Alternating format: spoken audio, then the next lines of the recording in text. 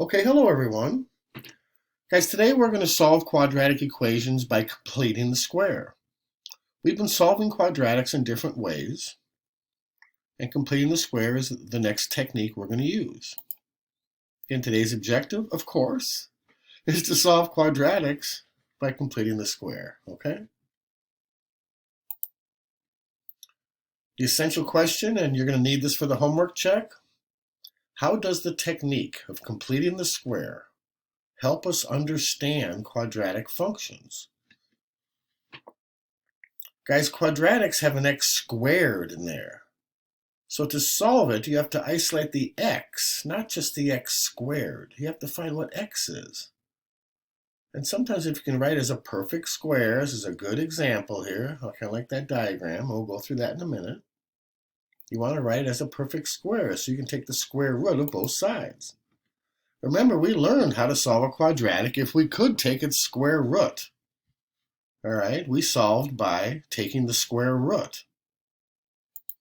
And also remember, we learned how to solve quadratics if they were factorable by simple factoring. And remember, guys, solving a quadratic equation in general, what does that mean?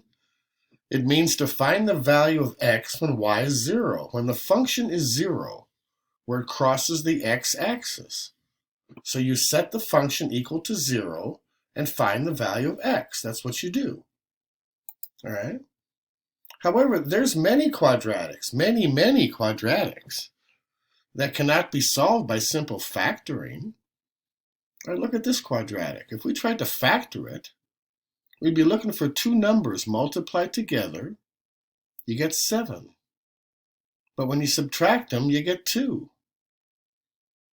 All right, there are two numbers, but they're very hard to find. You can't really do it by factoring. They're hard to find by factoring. Even if we put this into Desmos, we're only getting an approximate answer. We're getting close, but that's not the exact answer. I mean, graphing gives you an idea, but not exactly.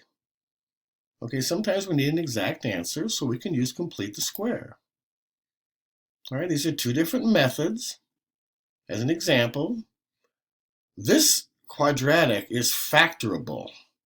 So just to show you, we could subtract 16 from both sides and factor it and get our answer. All right, but this left side, if you notice, that's a perfect square. I could write it like x minus 3 squared, and then take the square root of both sides, plus and minus 4. And then move to the 3 to the other side, we'd still have the same two answers, right? 7 or negative 1. All right, what value is it, though, that we need to add sometimes to make it a perfect square trinomial? In other words, if we had, this is the technique of completing the square. If we have something that says x squared plus 6x, and we can always write a quadratic like that. If there's an extra term here, just move it out of the way to the other side.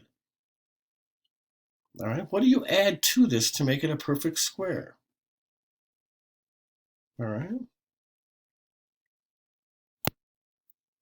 Well, as it turns out, if we just added 9 to each side, or added 9 to x squared plus 6x, it would be a perfect square. Okay, see these 9 yellow squares down here, these tiles? Then we could write it as x plus 3 squared.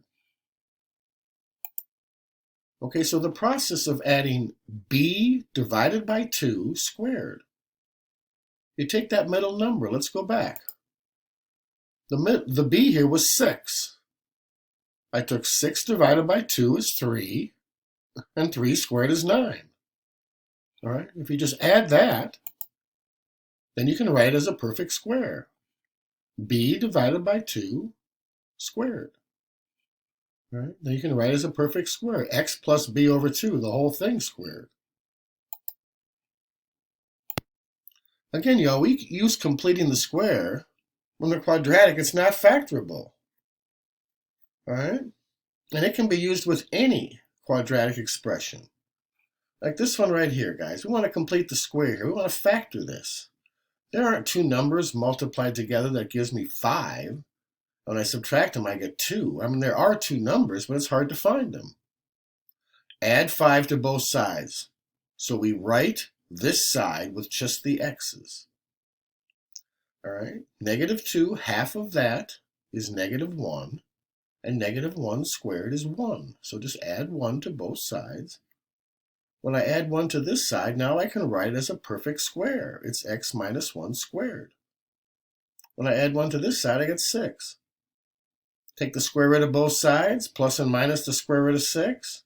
When I add 1, to both sides, this becomes our answer. It's 1 plus the square root of 6 and 1 minus the square root of 6, okay? Now here's another example. I'm going to complete the square. First, I got to get this plus 16 to the other side. So I just subtract it. Then I see that it's -14, so 14 divided by 2 squared is 49. So I add 49 to each side. All right, then I have a perfect square on this left side. It's x minus 7 squared. So I can take the square root of both sides and solve it. Again, make sure the last step you have to add the 7 to the other side, so it's 7 plus some number and 7 minus some number. You get 2 answers. All right, this is a little more difficult.